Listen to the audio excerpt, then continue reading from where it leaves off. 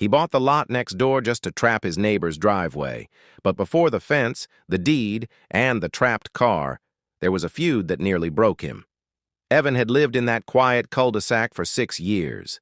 It was the kind of place where neighbors shared sugar and waved every morning, until the new family moved in next door. At first they seemed friendly, loud, but harmless. Then the little things started. The first issue was parking. Their SUV sat half across Evan's driveway every morning. He couldn't back out without inching past the bumper. He mentioned it politely one day. The neighbor laughed and said, "Relax, it's a wide driveway." Evan smiled, but inside it burned. Next came the trash cans.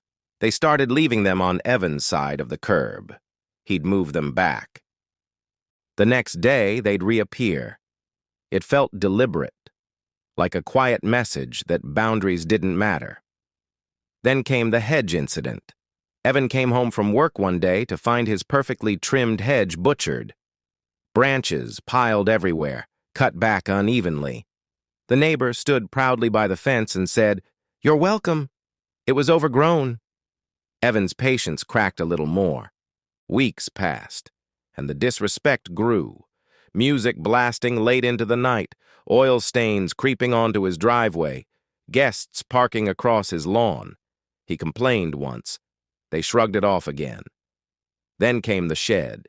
He heard hammering one Saturday morning. By noon, a half-built structure leaned against the boundary line, actually crossing into his property by several inches. Evan confronted the neighbor, pointing out the survey stakes. The man smirked. "Close enough," he said. That phrase replayed in Evan's mind all night. Close enough. That was the moment he decided to do something about it. He wasn't going to yell or call the HOA. He was going to beat this man at his own game. He started researching property boundaries online. Every address, every parcel, every measurement was public record. That's when he found something strange. A sliver of grass between their driveways, about 6 feet wide, wasn't listed under either property. It was its own parcel, city-owned, and marked for auction. He read it 3 times to be sure. That tiny strip wasn't his neighbor's, and it wasn't his. It was no one's. The next day, Evan called the county zoning office. They confirmed the parcel was up for sale due to unpaid maintenance taxes. He asked the starting bid. When they told him, he couldn't help but laugh.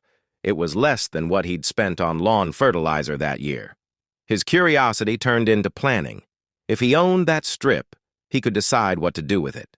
And if that land happened to sit between his neighbor's driveway and the street, well, that wasn't his problem anymore. He decided to verify the property line before bidding. He hired a professional surveyor. 2 days later, bright orange flags appeared, perfectly dividing his yard from the neighbor's. One flag stood dead center at the edge of the neighbor's concrete driveway. Evan smiled for the first time in months. He watched as the surveyor double-checked his instruments. The man confirmed it. "Your neighbor's driveway crosses into city property by about a foot." Evan nodded. That was all he needed to hear. For the next week, he quietly prepared his bid. He checked the zoning rules, the fencing ordinances, and even the HOA bylaws. Every single one worked in his favor. This was going to be clean, legal, and permanent. On the final day of the auction, he submitted his offer online. No one else bid. The next morning, his phone buzzed with an email that would change everything. "Congratulations, you are the new owner of Parcel 48B. He stared at the screen for a long moment, then started laughing. Months of frustration had just turned into the perfect opportunity. He printed the deed, slipped it into a frame, and hung it on his garage wall. It was official. The forgotten piece of land between their homes now belonged to him, and the neighbor had no idea. For the first time in months, Evan slept peacefully. He'd found a way to get even, without breaking a single rule. Because sometimes, revenge doesn't need noise. It just needs patience, paperwork, and the perfect plan. The next morning, a small wooden post appeared beside the driveway with a sign that read, "Private Property." No access. Evan hammered it into the soil himself. By noon, the neighbor was standing on his porch, red-faced and shouting. "What's this supposed to mean?" he barked. Evan stayed calm. "It means that strip of land is mine now." The man laughed like it was a prank. Then Evan showed him the printed deed. The laughter stopped. "You can't just buy land next to my driveway," the neighbor snapped. Evan smiled. "Apparently you can." That evening, the neighbor paced the sidewalk, phone pressed to his ear. Evan could tell he was calling the city, trying to fight it. But by the end of the week, no one came. The parcel sale was legal, final, and recorded. That weekend, a delivery truck pulled up to Evan's house. It dropped off lumber, posts, and bags of concrete. The neighbor stood at his window, glaring. Evan waved politely. He didn't need to say a word. Day 1. The posts went in.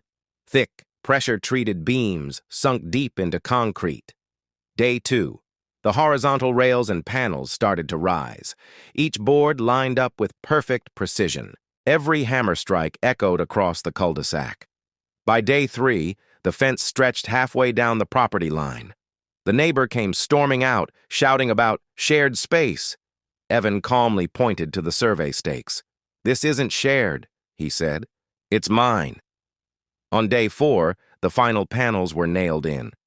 By sundown, the fence sealed off the entire strip of land, and the neighbor's car sat trapped behind it. Evan stood back and admired the craftsmanship. Clean, level, perfectly legal. The next morning, he heard the sound of an engine revving. Then silence. The neighbor stepped out, stared at the fence, and realized he couldn't move his SUV an inch.